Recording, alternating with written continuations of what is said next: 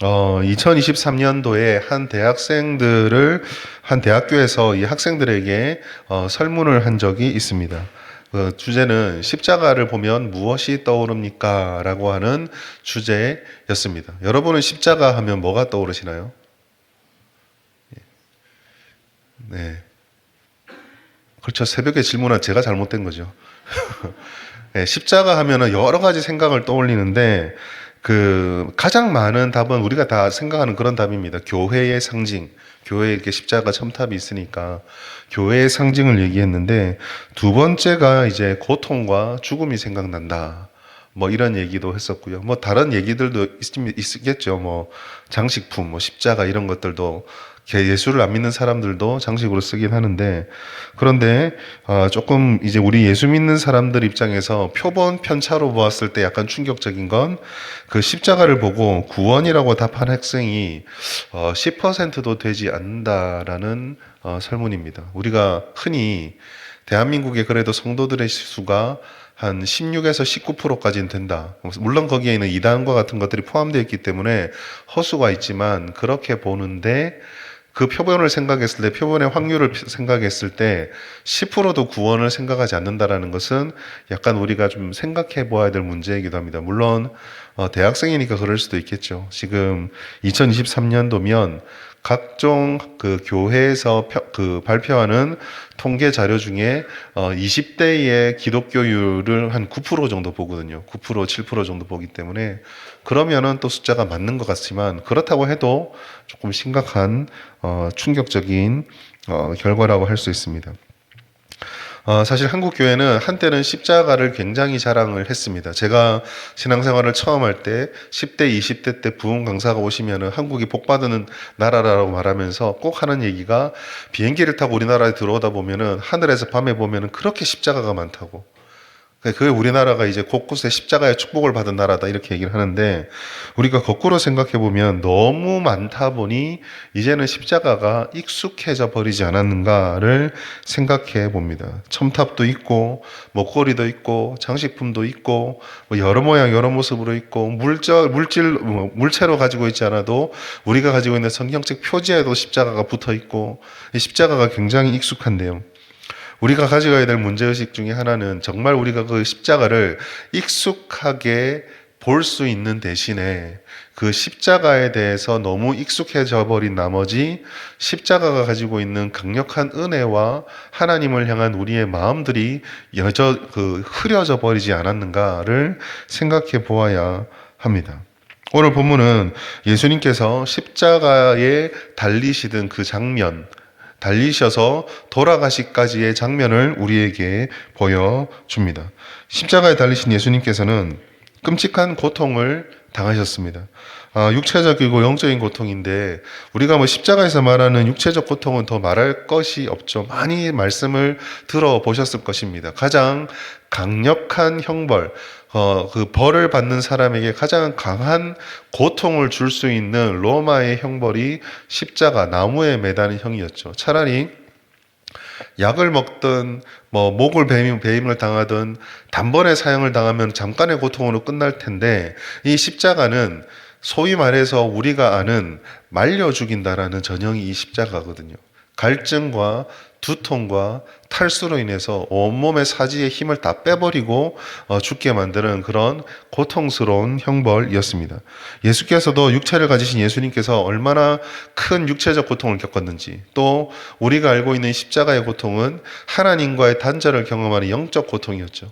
이 영적 고통과 육체적 고통을 하나로 보여주는 것이 우리가 오늘 본문에서 읽지 않았지만 34절에 있는 예수님의 탄식입니다.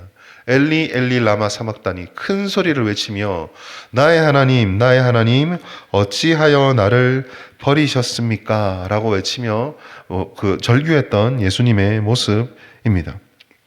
얼마나 크게 불렀으면 사람들이 또렷이 들었고 또 아마 진이 빠져 있으셨기 때문에 모든 사람들, 그곳에 있었던 사람들이 엘리야를 부르는구나 라고 착각하고 들을 정도로 큰 소리로 외쳤었습니다.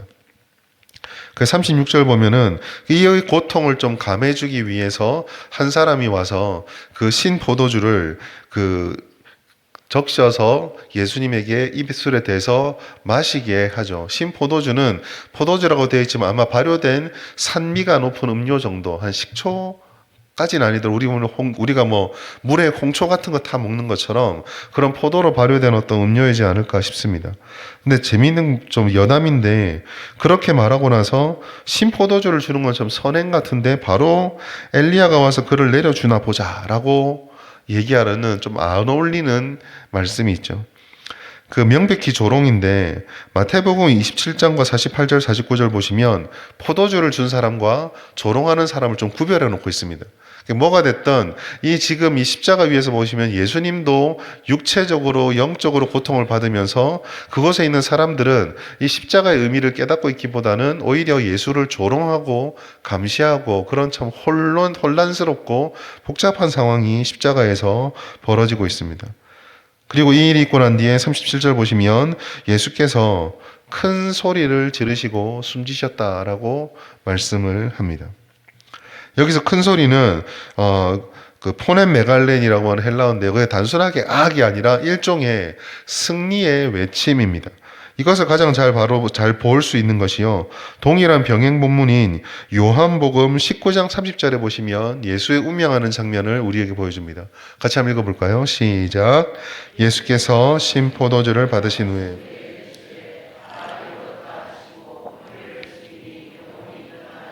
아멘.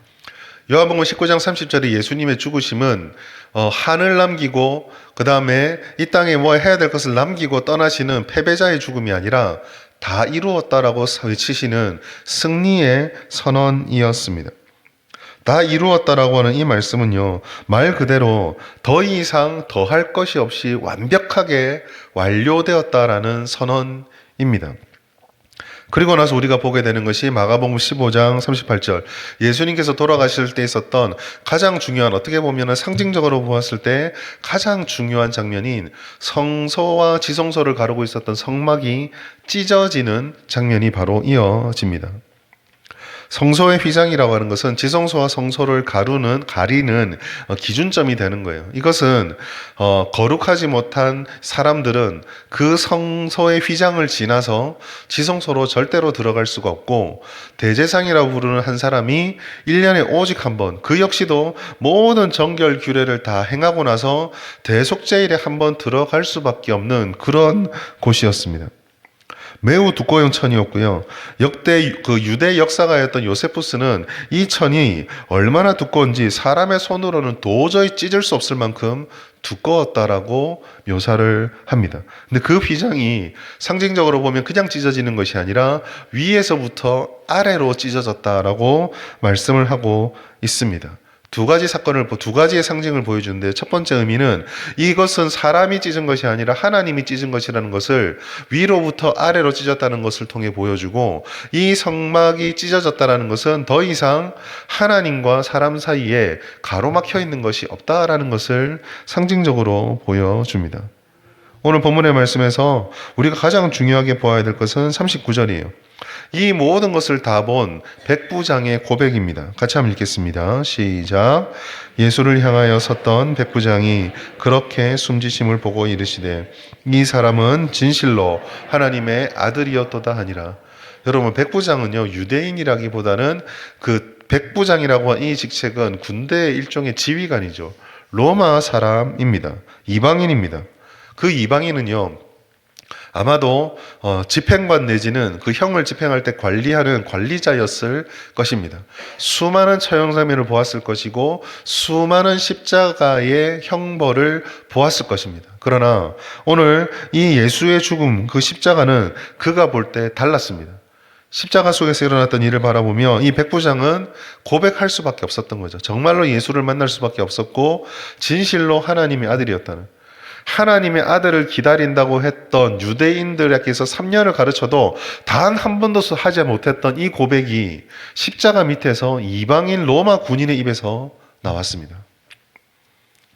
그리고 말씀은 이와 같은 비극의 장면, 혼돈의 장면에서 중심에 차지했던 모든 사람들이 물러간 뒤에 그 당시 사회에서 누구도 주목해 보지 않았던 여인들이 그 십자가를 끝까지 지키고 있는 모습으로 말씀이 끝이 납니다. 우린 여기서 십자가의 의미를 이 장면 전체를 통해서 몇 가지 생각해 볼 수 있습니다. 첫 번째는 십자가는 그야말로 하나님이 구원하시고자 하셨던 역사의 완성의 사건이다라는 점입니다. 이것은 예수님의 선언을 통해서 이루어집니다. 구원에 있어서 우리가 신앙생활할 때 구원받은 자들이 주님을 따라가는 것이다 라고 정의를 한다면 그 구원은 우리가 무언가를 더할 수 없이 예수께서 십자가를 지셨을 때 그 십자가 위에서 완전히 완료가 되었습니다. 특별히 이 십자가에서 완료되어진 것은 하나님과 우리 사이를 가로막고 있었던 죄라고 하는 건널 수 없는 그 구렁텅이를 하나님께서 예수를 통해서 막아주시고 연결해 준 거죠. 이사야서 53장 5절 말씀. 그가 찔림은 우리의 허물 때문이요 그가 상함은 우리의 죄악 때문이라. 그가 징계를 받음으로 우리는 평화를 누리고 그가 채찍에 맞음으로 우리는 나음을 받았도다. 죄로 인해서 타락한 인류가 하나님과의 이 무너진 관계, 아담과 하와가 하나님과 에덴 동산에서 누렸던 그 친밀한 관계를 회복하기 위해서는 건너야 하고 해결해야 될 것이 두 가지가 있었습니다. 하나는 죄에 대한 의로운 심판입니다. 하나님은 공의로운 하나님이시기 때문에 이 죄 문제를 그냥 덮으실 수 있는 분이 아니에요. 그래서 이 죄를 어떻게든지 대가를 치러야 되는데 문제는 이 죄의 당사자인 사람의 어떤 것을 희생하더라도 하나님의 공의와 주님의 은혜와 하나님께서 만드신 세상을 파괴해버린 것을 메꿀 수 있는 방법이 없다라는 것입니다. 두 번째는 하나님의 사랑이죠. 하나님의 사랑 역시 마찬가지인데 사람이 그 사랑을 획득하려면 자격이 있어야 되는데 이미 처음부터 원천적으로 사람은 하나님에게 사랑을 요구할 수도 그 사랑을 찾아낼 수도 그 사랑을 누릴 수도 없는 자였기 때문에 이것 역시 불가능했습니다. 이 두 가지 과제를 해결해 준 것이 십자가였어요. 아무런 대가 없이 먼저 마음을 열고 다가와 주셨던 예수님의 죽으심이 그 십자가 위에 사랑으로 나타났었고 죄의 문제를 해결해야 되는 이 희생을 위해서 예수께서는 십자가 위에서 죽으심으로 하나님의 이 공의, 죄를 그대로 허용하실 수 없는 공의를 드러내셨습니다. 이것을 R.C. 스프롤이라고 하는 학자는요 이렇게 정의했습니다. 예수님의 십자가는 하나님의 공의와 사랑을 만나는 장소가 되었다. 하나님의 공의는 죄에 대한 형벌을 요구했고 하나님의 사랑은 우리를 구원하기 원하셨다. 그리고 십자가에서 이 둘이 완성되었다라고 이 스프롤의 책 우리나라 말로 번역하면 그리스도의 십자가라는 책에서 이렇게 정리를 잘했어요. 그 십자가는 구원의 완성이었고 하나님과 우리 사이에 막혀있던 모든 것들이 더 이상 장애가 되지 않도록 완벽하게 허물어 주셨던 주님 사랑의 정점이었습니다. 그리고 이로 인해서 십자가는 하나님께로 나아가는 은혜의 길을 우리에게 내어 주셨죠. 하나님과 우리 사이의 장벽을 가로막고 그것들을 완전히 허물어뜨리는 십자가의 사역으로 인해서 우리는 누구나 다 하나님 앞에 나아갈 수 있게 된 것입니다. 지금 우리가 이 새벽에 와서 이렇게 기도할 수 있고 하나님을 예배할 수 있고 하나님의 이름을 부를 수 있고 심지어 우리가 서로를 권면하거나 우리 자신의 삶을 돌아볼 때 하나님의 뜻이나 하나님의 사랑을 하나님을 들먹일 수 있는 이유도 단 하나, 하나님께서 우리에게 은혜를 베풀어 주셨기 때문입니다. 마가복음 15장 38절처럼 말씀처럼 위로부터 하나님께서 아래로 그 휘장을 찢어 주셔서 하나님과 사람 사이의 분리를 제거해 주셨죠. 예수님께서 죽으시는 순간 그 휘장이 찢어지고 우리는 이제 하나님께로 나갈 수 있는 길을 얻게 되었습니다. 좀 길지만 같이 읽어볼까요? 히브리서 10장 19절부터 20절까지 말씀. 시작. 그러므로 형제들아 우리가 예수의 피를 힘입어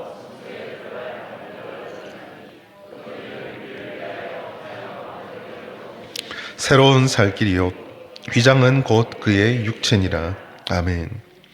그의 육체를 찢으심을 통해서 하나님과 우리 사이에 나 있던 장벽이 제거되었습니다. 상징적으로 보여주는 휘장의 성소와 지성소의 휘장이 찢어졌던 것처럼 하나님과 우리 사이에 가로막혀 있던 죄의 휘장이 이제는 완전히 제거되어서 우리는 누구나 예수님의 이름으로 기도할 수 있고 예수님 앞에 나아갈 수 있고 예수님의 말씀을 읽을 수 있고 주님의 말씀을 깨닫고 성령께 은혜를 구할 수 있는 특권을 얻게 된 것이죠. 세 번째로 그러한 십자가의 은혜는 우리들에게 고백, 즉 고백적 삶을 요구한다라는 것입니다. 마가복음 15장 39절에 십자가의 삶을 십자가를 바라보았던 백부장이 이는 진실로 하나님의 아들이다라는 고백을 하였습니다. 여러분, 진정한 십자가는 고백으로 이어지게 됩니다. 십자가를 통해 예수를 만나게 되면 누구든지 예수님을 이렇게 고백할 수밖에 없습니다. 그리고 이것이야말로 즉 십자가 앞에서 우리가 주를 고백하고 십자가를 통해 주를 향한 고백적인 삶을 살아야 된다는 것이 마가복음의 의도적인 배치예요. 여러분, 마가복음 1장 1절 보시면은요, 하나님의 아들 예수 그리스도의 뭐라고 돼 있죠? 복음의 시작. 이게 저는 이 1장 1절 말씀을 강론할 때 저 1장 1절 말씀에 그 조사하고 동사를 좀 다 뺐으면 좋겠어요. 원래 헬라어가 그렇게 돼 있습니다. 원래 원문에 보시면 마가복음 1장 1절은요. 하나님의 아들 예수 그리스도 복음의 시작 끝입니다. 동사가 하나도 없습니다. 그러니까 이게요. 한 문장으로 해서 이어지는 게 아니라 마치 그런 느낌이에요. 우리가 책 같은 거 보면은 책 표지에 보면 이 책이 도대체 무슨 책인가 제목을 딱 박아 놓잖아요. 그러니까 마가복음의 제목은요, 하나님의 아들 예수 그리스도 복음의 시작이에요. 그리고 이 마가복음의 끝자락에 있는 이 15장 39절, 이 백부장의 고백이요, 이 제목의 주제를 그대로 보여줘요. 진실로 하나님의 아들이었습니다. 이 고백이요, 그 다음의 삶으로 가야 합니다. 이 부분을요, 그 미국에 이제 이 마가복음을 주석했던 신약자 중에 그 제임스 에드워즈라고 하는 주석학자가 있거든요. 이 사람이 이렇게 주석을 했습니다. 백부장의 고백은 마가복음 전체의 클라이막스다. 예수님의 제자도 종교 지도자들도 깨닫지 못한 것을 이방인 군인이 십자가 앞에서 깨달았다. 얼마나 중요한 이야기입니까? 원래 하나님을 알던 유대인들은 좀 깨달을 수 있을 수 있고 그래서 자신들이 알고 있는 생각 속에서 그럴 것이려니 라고 깨달을 수 있다라고 말하면 십자가의 이 충격적인 역사가 능력이 반감되겠죠. 그러나 하나님을 고백할 이유도 없고 하나님을 따라갈 이유도 없고 지배하는 로마의 황제의 군인이 굳이 예수를 고백할 이유도 없는데 이 십자가 앞에 서니까 이 복음 앞에 서니까 아무것도 장애물이 되지 않고 전혀 변하지 않을 것만 같던 이 로마 군인도 예수를 주로 인정할 수밖에 없었구나. 이 고백적인 능력과 고백의 희망과 소망, 은혜가 십자가에 농축되어 있다. 그래서 이 십자가야말로 우리가 복음입니다, 은혜입니다고 말할 때 정점이구나를 우리에게 보여주는 거예요. 십자가는 사람을 변화시키고 십자가는 예수를 누구든지 바라보게 만들고 그래서 우리가 십자가 외칠 때마다 우리는 그 뒤에 숨겨져 있는 의미 예수 그리스도의 신앙 고백이다라는 것을 잊어서는 안 된다라는 거죠. 처음 설교를 도입할 때 십자가에 대해서 어떤 생각이 드십니까? 말할 때 10%도 안 되는 사람들이 구원을 이야기했던 이 상황의 심각함은 이 말씀에서 분명하게 드러나는 것입니다. 사랑하는 성도 여러분, 오늘 우리는 이 십자가의 은혜 앞에서 우리 자신을 조금 돌아보아야 됩니다. 그럼 이렇게 십자가의 의미가 주어질 때에 우리에게는 어떤 은혜가 있고 어떠한 신앙적인 자세로 이 십자가를 우리의 마음에 새겨야 될 것인가를 생각해 보아야 돼요. 첫째는요, 내게 주신 하나님의 구원이 이제 더할 것이 없이 내게 주신 주님의 이 은혜가 더할 것이 없이 완성된 정점의 은혜를 누리고 있다는 것을 우리는 기억해야 합니다. 하나님께서는 우리에게요 다 이루었다 말씀하셨어요. 다 주셨다라는 말씀이기도 합니다. 우리가 예수를 믿고 신앙생활을 시작하면 그때부터 출발해서 마치 숨겨진 보화들을 무언가를 더 덧붙여야지 계속 우리가 나아진다는 것이 아니에요. 우리를 자녀로 삼아주신 하나님께서는 예수를 통해서 우리를 구원해준 하나님께서는요, 하나님이 주실 수 있는 최고의 것을 모든 것을 예수님에게 십자가에 담아서 우리에게 완성해서 주셨어요. 설교를 할 때 여러분에게 여러 번 말씀을 드렸지만 물론 우리는 은혜를 구합니다. 여러 은혜를 구합니다. 그러나 그것은요, 우리가 누렸던 은혜가 부족하기 때문에 더해지는 것이 아니라 우리가 이미 가지고 있는 정점의 은혜를 가지고 있으나 우리가 그것을 온전히 깨닫지 못하기에 그때그때 우리의 연약함이 요구하는, 어떻게 보면 변두리의 요구에 불과할 수도 있어요. 우리에게 믿음이 충분한가? 내가 충분히 잘하고 있는가? 내가 충분히 많은 것들을 소유하고 있는가? 거기에 대한 십자가의 대답이 무엇입니까? 다 이루었다. 다 주어져 있다. 예수 안에 모든 것이 있다라는 것을 우리에게 알려주는 것입니다. 물론 이것이 순종을 무시하라거나 더 이상 은혜를 구하지 말라거나 우리에게 찾아오는 삶의 결핍들이 아무 기도 제목도 되지 않고 고민이 되지 않는다. 그걸 말하는 것이 아니에요. 다만 그러한 상황에 연약함에 우리가 놓인다 할지라도 우리가 이미 받은 것이 전부이며 하나님께서 우리에게 모든 것들을 완성해 주셨다는 이 믿음을 가지고 주 앞에 나가는 것을 힘겨워하지 말고 주님을 향한 우리의 의심과 불안과 염려와 의문을 거두는 신앙이 필요하다라는 것을 말씀하는 것입니다. 순종도 마찬가지죠. 구원을 얻기 위해서 뭔가를 더하기 위해서 순종하는 것이 아닙니다. 내게 부르신 헌신의 말씀에 순종하는 이유는 그것을 통해서 내가 하나님에게 더 큰 은혜를 받기 위해서가 아니라 이미 받았던 하나님의 은혜에 감사하여서 내 안에서 나오는 자발적인 반응이 헌신이고 순종이고 섬김이 되는 거죠. 그래서 진정한 섬김의 뒤에는요, 거기에 상응하는 대가라든지 섭섭함이 자리 잡는 것이 아니라 하나님의 은혜 주신 것도 감사한데 그 은혜에 따라서 내가 이렇게 주님의 은혜를 보답할 수 있어서 더 감사합니다라는 감사로 끝날 수밖에 없는 거예요. 여담이지만 여러분, 우리가 십자가의 영성이 사라져 버리잖아요. 그러면 주님이 우리에게 완성된 은혜를 주셨다는 생각도 우리 영혼에서 좀 물러가게 되고, 그렇게 되었을 때 헌신이나 순종 뒤에 찾아오는 것은 거기에 상응하는 인정과 대가, 그리고 그게 따라오지 않았을 때 찾아오게 되는 섭섭함입니다.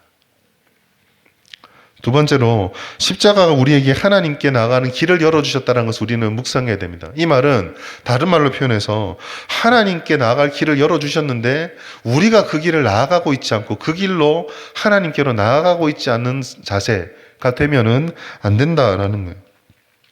히브리서 4장 16절 말씀. 그러므로 우리는 긍휼하심을 받고 때를 따라 돕는 은혜를 얻기 위하여 은혜의 보좌 앞에 담대히 나아갈 것이니라.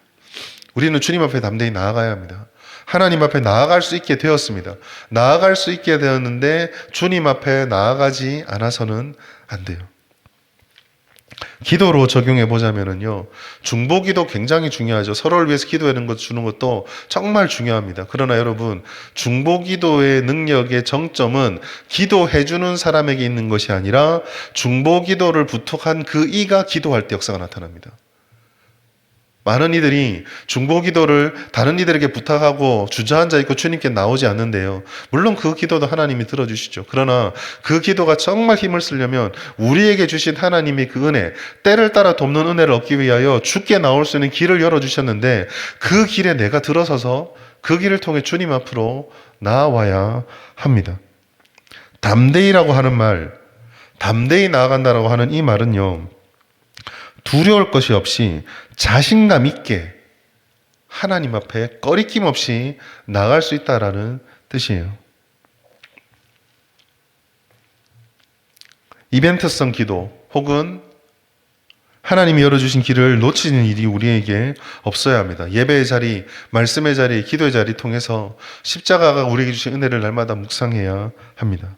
세 번째로 이 십자가의 가장 중요한 것인데요, 이와 같이 하나님이 주신 은혜를 기억하고 주님 앞에 나가 은혜를 구하면서 우리가 힘써야 되는 것, 우리가 목표로 삼아야 되는 것은요, 우리의 삶의 변화입니다. 백부장이 보여줬던 십자가 은혜는요, 십자가의 은혜를 받았던 백부장이 보여주는 고백, 이는 진실로 하나님의 아들이었도다라고 하는 이 고백은 십자가의 능력이 고백과 변화로 이어진다라는 하나님의 선언이기도 하지만, 십자가를 외치는 그리스도인이 변화의 사명과 변화를 꿈꿔야 한다라는 부르심이기도 합니다. 여러분, 신앙생활이 뭘까요? 신앙생활에 대한 다양한 정의를 하죠. 그런데요, 제가 생각할 때 성경적인 신앙생활을 여러 정의 중에 꼭 빠뜨리지 말아야 될 신앙생활의 정의가 있다면요, 신앙생활은요, 변화되는 거예요. 예수를 믿기 전부가 믿고 난 뒤가 달라야 합니다. 믿어가는 과정들이 1년이 지나고 10년이 지나고 30년이 지나면 우리는 계속 변화되어져 가야 돼요. 어느 방향으로요? 주님께로 가까이 다가가야 합니다. 오늘 우리는 이 모습을 첫 번째로는 아까 보았던 백부장의 선언, 도저히 변화될 이유도 없고 고백할 이유도 없는 백부장이 변화되는 모습에서 보았다고 한다면, 우리가 이 변화되어야 된다는 모습을 잘 보여주는 것이 예수께로 가까이 나아가야 한다는 것을 상징적으로 보여주는 게 이 40절과 41절의 여인들의 모습이에요. 여러분, 똑같은 십자가의 사건입니다. 그런데 3년 내내 쫓아다녔던 제자들은 다 사라지고 없어요.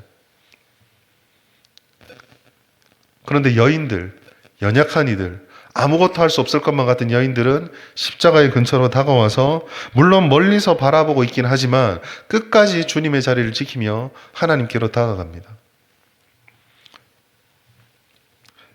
십자가를 안다라는 것은 그런 거예요. 제도와 상황과 상식과 사람들의 어떤 여건들을 고려하지 않고 비록 부족하다 할지라도 주님을 시합권에 두고 주님을 향해서 한 걸음씩 나아가고 걸어가는 것.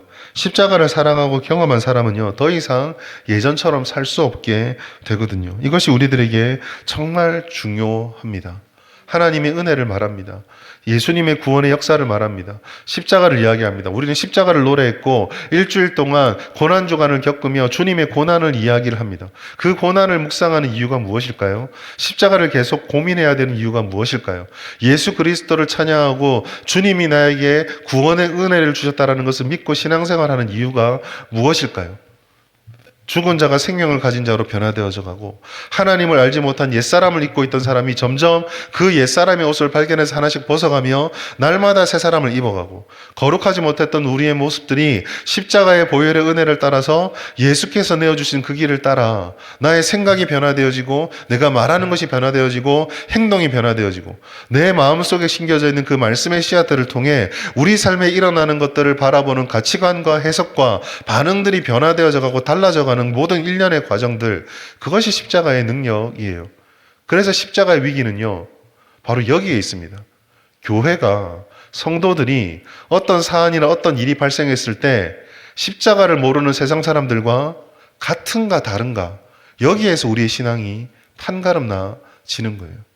입술로는 십자가를 얘기하지만, 입술로는 하나님의 말씀을 이야기하지만 결국 어떤 일이 나면은 믿지 않는 사람과 믿는 사람이 똑같이 생각하고 똑같이 반응하고 똑같이 행동할 때, 물론 거기에 소스는 좀 다르겠죠. 세상 사람들은 다른 가치관들을 들이밀 때 우리들은 말씀을 얘기하고 성경을 얘기하겠죠. 그러나 여러분, 겉으로 보여지는 그런 더 씌워진 보자기에 속지 마십시오. 그거 벗겨놓고 본질적으로 방향이 어디로 가는가를 보면은 우리가 십자가의 신앙을 가져가고 살아가는가, 세상의 관점을 그대로 아직 유지하고 있는가가 그대로 드러나게 되는 것입니다. 오늘 설교 제목을 정하면서 십자가의 의, 십자가의 목적, 별 생각을 다 해보았지만은요, 아무리 생각해도 십자가에 뭘 더 할 필요가 없다는 생각이 들어서 설교 제목을 십자가라고 바꾸었습니다. 여러분, 오늘 우리가 예수께서 십자가를 짊어지신 금요일을 보냅니다. 우리 안에 예수께서 십자가를 짊어지심으로 우리에게 베풀어 주셨던 십자가의 은혜가 어떻게 흔적을 남겼는지 묵상하는 시간이 되었으면 좋겠어요. 다 이루시고 성소 휘장을 찢어서 하나님께로 나아가서 그 은혜를 보고 그 은혜를 구하고 그 은혜를 누리고 그 은혜로 따라갈 수 있는 길을 우리에게 주셨습니다. 우리는 그렇다면 그 십자가를 마음에 품고 위기와 어려움에도 불구하고 주님께로 나왔던 그 여인들처럼 하나님 앞에 나아가 또 주님을 주로 고백했던 백부장의 고백처럼 하나님의 아들이라고 고백하며 우리의 삶이 담대하게 변화되어지고 주님이 기뻐하는 십자가의 영성이 드러나는 삶이 되어야 할 것입니다.